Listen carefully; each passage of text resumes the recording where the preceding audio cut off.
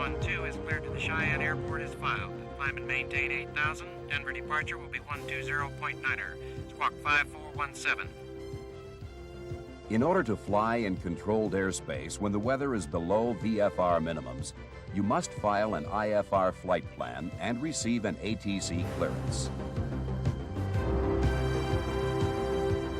An ATC clearance is your authorization to proceed to your destination while maintaining the rules established for instrument flight.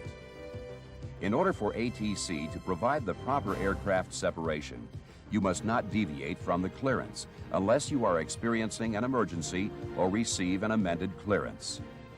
Therefore, if it's apparent that the clearance will, in some way, jeopardize the safety of your flight, you should request an amendment. For example, let's say that you receive these instructions before you take off. Cleared to the Carlsbad Airport is filed. Climb and maintain 15,000.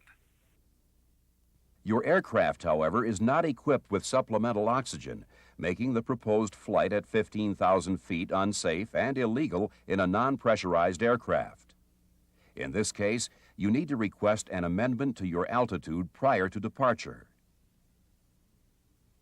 Sometimes the clearance you receive is different from the one you requested. For this reason, pay close attention when copying it and note any changes from your planned route. You should not attempt to copy the information when you're in the process of taxiing or performing other flight duties. If ATC advises you that your clearance is ready to copy, you should ask the controller to stand by. Warrior 312, clearance. Cincinnati ground, Warrior 312, stand by.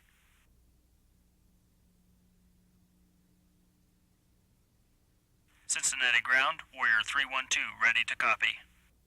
Warrior 81312 is cleared to the Greater Pittsburgh Airport, Lunken 1 departure, Appleton transition, then as filed. Maintain 2,500, expect 10,010 minutes after departure. Contact departure control on 124.5, squawk 5415. Roger, Warrior 81312 is cleared to the Greater Pittsburgh Airport, Lunken 1 departure, Appleton transition, then is filed. Maintain 2,000. Although a complete readback isn't required, you're expected to read back altitude assignments and any instructions requiring verification. You should also repeat the clearance if you feel the need for confirmation, especially if it differs from the one you were anticipating. To assist you when copying clearances, they are always given in a particular order, beginning with the aircraft's identification, then the clearance limit, departure procedure, route of flight, altitude, holding instructions if appropriate, any special information, and frequency and transponder code. Now let's look at some of these elements in more detail. The first item is always the aircraft's identification. Warrior 81312. Following the ID is the clearance limit. Cleared to the Greater Pittsburgh Airport. Usually this is your destination airport. However, it could be an intersection, nav aid, or DME fix short of your destination. For example, Cleared to Atwo intersection. Expect further clearance at 1132. an expect further clearance time, EFC, should always be given if your clearance limit is short of your destination. You should expect new instructions at least 5 minutes before reaching the clearance limit. At this point, the controller will approve you to fly beyond the fix or instruct you to enter into a holding pattern. A holding pattern is a maneuver designed to keep your airplane within specified airspace limits while waiting for a further clearance. Unless an emergency exists, you should not proceed beyond the clearance limit without ATC approval. Following the clearance limit is any specified departure procedure. Lunken 1 departure, Appleton transition. This may be a special procedure called an instrument departure procedure. Or it could also be a specific heading or altitude to fly after takeoff. Departure procedures are published for certain controlled airports. Each has a procedure name followed by a number. This example shows the Lunken 1 departure at Cincinnati. Departure procedures will be covered in more detail in a later program. The route of flight is the next item. When there are no changes in your filed route, ATC may just clear you as filed.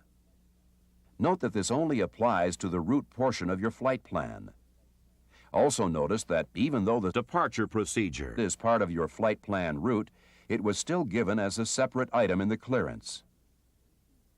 When the clearance is not as filed, ATC route instructions may contain any combination of designated airways, VOR radials, courses, or radar vectors. The next item is the assigned altitude. Maintain 2,500. Expect 10,000 minutes after departure. You will always get an assigned altitude even if you've been cleared as filed. However, instead of a specific altitude, you can request VFR on top. This allows you to remain on an IFR flight plan, but lets you fly at any VFR cruising altitude, from the minimum IFR altitude up to but not including 18,000 feet, as long as you're able to stay in VFR conditions. When necessary, holding instructions are the next item in the clearance. Unless the pattern is charted, holding instructions contain the following: direction of hold in relation to the holding fix, the name of the fix, and the radial, course, bearing, or airway which you are to hold on. Finally, the holding instructions contain an expect further clearance time. Hold southwest of Atwu intersection on Victor 115. Expect further clearance 1132. The final items in the clearance are the assigned radio frequency and transponder code. Contact departure control on 124.5, squawk code 5415. Not all of your clearances will be complicated or lengthy. For example, you might be issued this clearance. ATC clears Cessna 52241 to Snyderville Airport as filed, cruise 6000. Contact departure control on 123.8, squawk 5263. A cruise clearance authorizes you to climb, descend, or cruise at any altitude between the assigned altitude, 6,000 feet, and the minimum IFR altitude. You are not required to report altitude changes to ATC.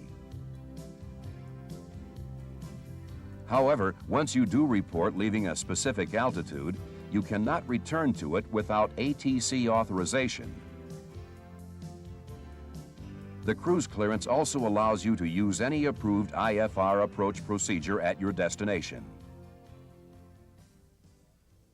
On long flights, you can expect to be handed off to different ARTCC controllers.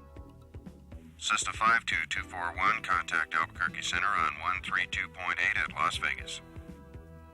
In some cases, a considerable amount of time may pass from when you first receive the new frequency until you actually make contact with the next controller.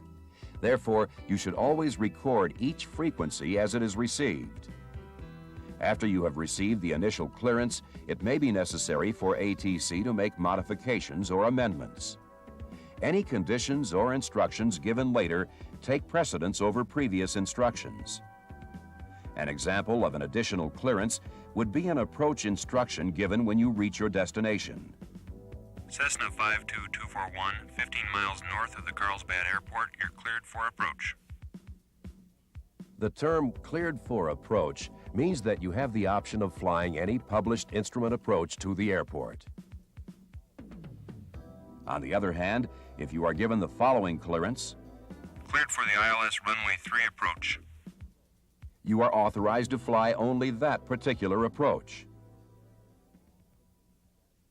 To aid you in copying clearances quickly and accurately, clearance shorthand symbols have been devised for frequently used words or phrases. You'll find a complete listing of the symbols in Chapter 3 of your manual. You can use these symbols or devise your own. However, the test of any good shorthand is whether or not you can read and understand a clearance after it's no longer fresh in your mind. If you can, then you've developed a good system for taking shorthand. To see how this works, let's take the following example. ATC clears Warrior 81312 to the Greer Airport. After takeoff, climb on a heading of 010. Cross Boyles intersection at or above 2,000 feet. Victor 54 to Spartanburg, direct Greer. Maintain 5,000.